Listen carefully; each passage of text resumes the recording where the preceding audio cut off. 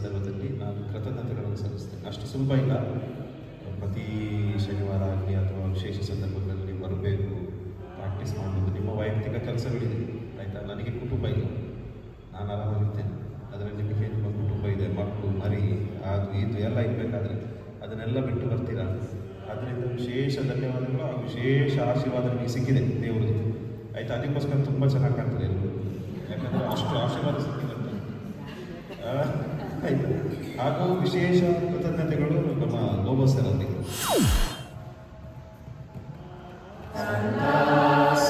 C